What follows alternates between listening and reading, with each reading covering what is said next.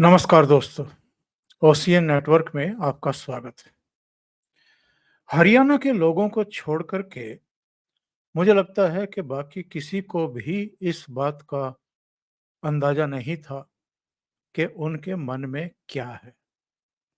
बस सब कयास लगाए जा रहे थे कि लोकसभा चुनाव में कांग्रेस पार्टी ने चूंकि 9 सीटें लड़कर के 5 जीत ली हैं और भारतीय जनता पार्टी का वहां पर 10 साल से शासन है और एक ट्रैक रिकॉर्ड ये है कि किसी की भी निरंतरता में तीसरी बार सरकार नहीं बनी है, इसलिए भारतीय जनता पार्टी की सरकार नहीं बनेगी और कांग्रेस की सत्ता में वापसी हो जाएगी।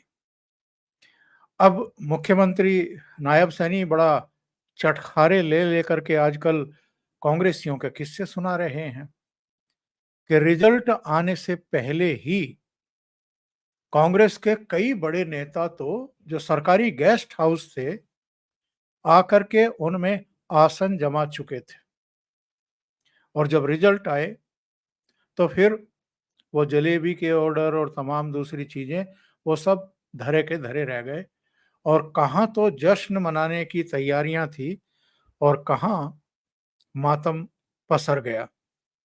तो कुछ आजकल पता नहीं चलता है कि किस राज्य के मतदाताओं का मूड क्या है। इस समय चूंकि झारखंड और महाराष्ट्र में चुनाव हो रहे हैं, टिकटों का बंटवारा अपने अंतिम चरण में पहुंच रहा है और खास तौर से दो मोर्चे हैं। एक सत्तारूढ़ भारतीय जनता पार्टी, एकनाथ शिंदे की शिवसेना और अजित पवार की राष्ट्रवादी कांग्रेस पार्टी और दूसरा मोर्चा जाहिर है उद्धव ठाकरे, शरद पवार और कांग्रेस के नेतृत्व वाला है। दो तीन चीजें इस समय लोगों के दिमाग में हैं और वो ये जानना चाहते हैं कि जिस तरह के नतीजे हरियाणा के आए हैं, क्या उसी तरह के नतीजे महाराष्ट्र में भी लोगों को चौंका सकते हैं।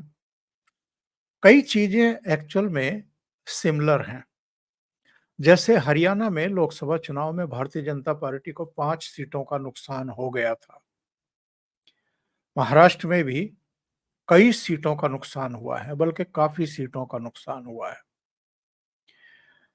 हरियाणा के मतदान से पहले मैंने अपने प्रोग्राम में भी कहा था और एक बार मेरे साथ बहुत और शेखर जुड़े थे तो उन्होंने भी ये बात दोहराई थी कि जो कुछ संजौली, शिमला के पास जो संजौली है, वहां की मस्जिद को लेकर के जिस तरह के आक्रोश हमें सड़कों पर देखने को मिले हैं हिंदुओं के, वो सामान्य घटना नहीं है। और हिमाचल में मंडी में भी हुआ, बिलासपुर में भी हुआ, पांवटा साहिब में भी हुआ, कई जगहों पर हुआ। इसके अलावा भी कुछ चीजें हो रही थी, घट रही थी और लोगों की समझ में नहीं आ रहा था कि आम तौर पर तो जो हिंदू जनता है वो इस तरीके से सड़कों पर उतर करके प्रतिवाद नहीं करती देखी गई है पिछले कुछ वर्षों में। कोई बहुत ही बड़ी घटना हो गई है तो अलग बात है।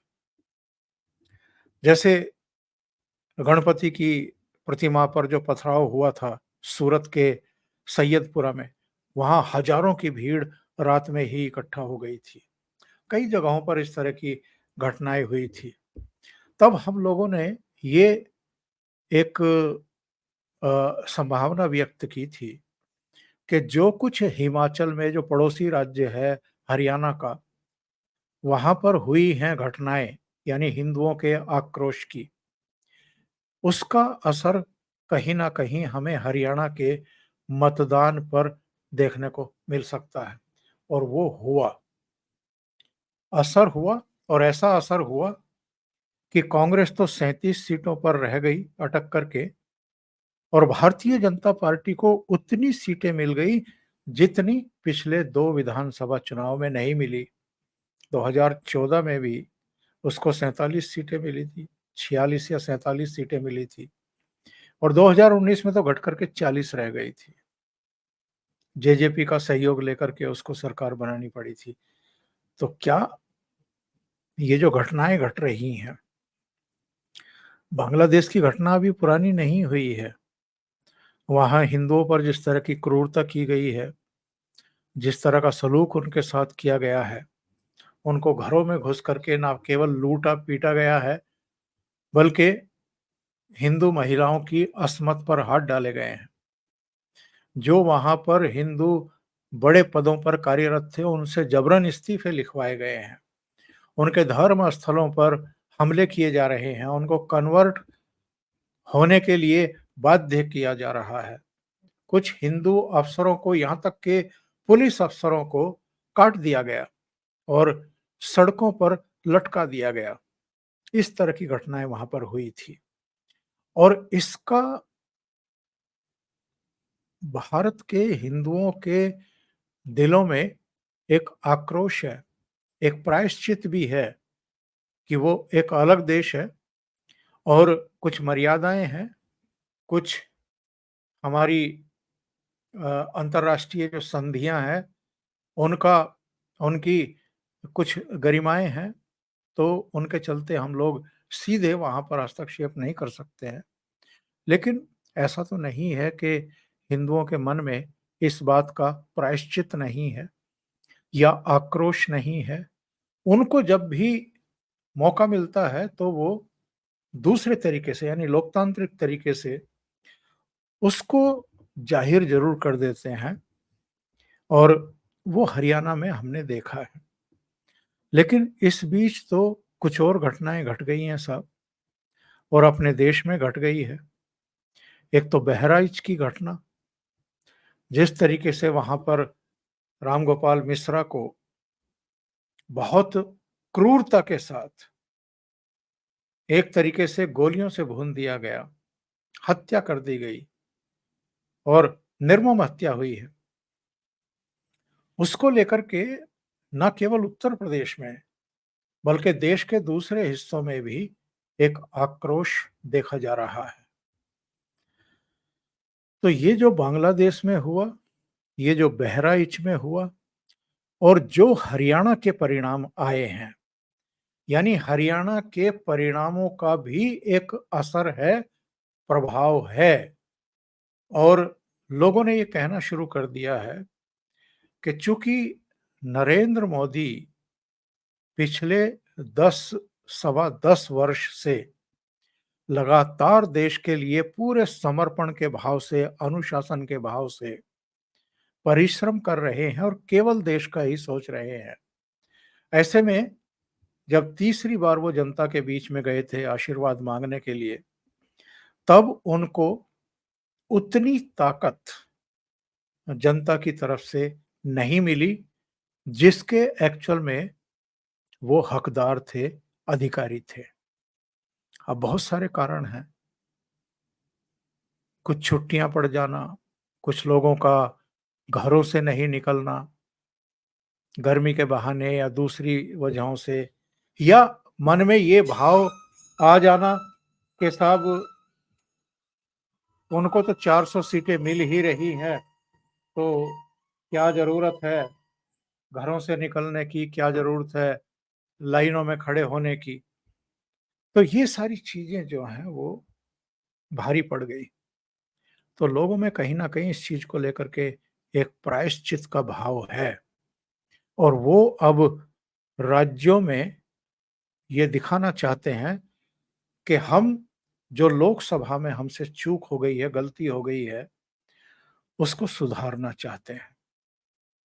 दूसरी बात, महाराष्ट्र में जो स्थितियाँ परिस्थितियाँ बन रही हैं और उद्धव ठाकरे जब 2.5 साल के लिए मुख्यमंत्री थे, उस समय जो कर्म कांड हुए थे, उनको महाराष्ट्र के लोग अभी भूले नहीं हैं।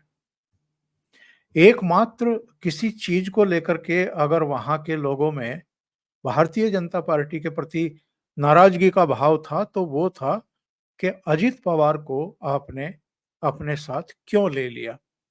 उनको साथ लेने की ज़रूरत क्या थी? और ये भी लोग कहते ही हैं, जहाँ भी आप बात करिए, कि साहब आप उन पर आरोप लगाते थे 70,000 करोड़ के घोटाले के, तमाम दूसरी चीज़ें कहते थे। देवेंद्र फडणवीस भी कहते थे कि चक्की पीसिंग, लेकिन बाद में अ, अचानक भारतीय जनता पार्टी ने उनको शामिल कर लिया। तो जब भारतीय जनता पार्टी के नेताओं से ऑफ द रिकॉर्ड बात होती है, तो वो कहते हैं कि चूँकि 2019 में जब भारतीय जनता पार्टी और शिवसेना को एब्सोल्यूट मेजॉरिटी मिल गई थी और देवेंद्र फडणवीस स्वाभाविक तौर पर निरंतरता में दूसरी बार मुख्यमंत्री बनने जा रहे थे और भारतीय जनता पार्टी के नेतृत्व में बीजेपी और शिवसेना की सरकार बनने वाली थी। उस समय शरद पवार ही थे जिन्होंने उद्धव ठाकरे को एक तरीके से अपने पक्ष में कर लिया। उनको लालच दे करके कि आप मुख्यमंत्री बन जाएँगे या जो भी कुछ हुआ है, तो इसके लिए वो शरद पवार को ज़िम्मेदार मानते हैं, क्योंकि शरद पवार उद्धव ठाकरे से भी बात कर रहे थे और कांग्रेस के नेतृत्व से भी बात कर रहे थे, सोनिया गांधी से और जो भी उनके सिपह-सलार थे, उनको भी तैयार कर रहे थे। और सोनिया गांधी या कांग्रेस नेतृत्व तो चाहता है कि महाराष्ट्र येन-केन प्रकारेण उनके पास बना रहे, उनके पास रहे। चूँकि 2014 से 2019 तक वहाँ कांग्रेस पावर में नहीं थी, तो उनका जो पार्टी का खजाना है, वो भी सूख गया था। तो उनको लगा कि ये अच्छा रहेगा, भारतीय जनता पार्टी को भी सत्ता में आने से रोक देंगे और सत्ता में हिस्सेदारी भी बन जाएगी। भले ही कांग्रेस जो है वहाँ चौथे नंबर की पार्टी थी, विधानसभा चुनाव में केवल 44 सीटें ही तो आई थी। तो इसलिए उनको वो एक मनमोहक प्रस्ताव लगा था और वो तैयार हो गई थी। तो उद्धव ठाकरे मुख्यमंत्री बन भी गए थे। लेकिन उसके बाद जो कर्मकांड हुए वहाँ पर, जिस तरीके से लूट-पाट हुई, सचिन वाजे जैसे एक पुलिस अफ़सर को जो निलंबित चल रहे थे कई साल से, उनको बहाल किया गया और बहाल करके किस काम पर लगाया गया, किस डिपार्टमेंट की ज़िम्मेदारी उनको सौंपी गई। यानी षड्यंत्र बहुत गहरे थे। कई पुलिस अफ़सरों को, बड़े पुलिस ऑफ़िसर्स को यूज़ करने की, मिसयूज़ करने की कोशिश की गई। उनमें से कुछ तो इतने दुखी हो गए कि डेपुटेशन पर केंद्र में चले गए। बाद में इनमें से एक तो सीबीआई के डायरेक्टर बने, एक बीएसएफ, सीआरपीएफ में महानिदेशक बने और सुबोध कुमार जायसवाल तो वो वो तो भई डीजीपी थे, उनको वहाँ से जाना पड़ा। तो ये सारी चीज़ें जो हैं वहाँ घटी। 2-2 कैबिनेट मंत्री जेल गए, केंद्रीय एजेंसियों ने उनको गिरफ्तार किया। एक मनी लॉन्ड्रिंग के मामले में और दूसरे वसूली के मामले में। संजय राउत तक जेल गए। और जिस तरीके से अर्णब गोस्वामी की गिरफ्तारी हुई थी, पालघर में साधुओं की निर्मम हत्या की गई थी, लिंचिंग की गई थी, हत्या भी नहीं थी। उनके ड्राइवर को भी मार डाला गया था। वो सारी घटनाएँ जो हैं, वो लोगों के स्मृति पटल पर हैं। तो ये जो 3-4 घटनाएँ हैं, इनका असर हमें महाराष्ट्र के चुनाव परिणामों पर देखने को मिल सकता है। अगर अजित पवार को लेकर के कोई नाराज़गी थी या कुछ दूसरे कारण थे, तो वो गुस्सा लोकसभा चुनाव में ऑलरेडी निकल चुका है।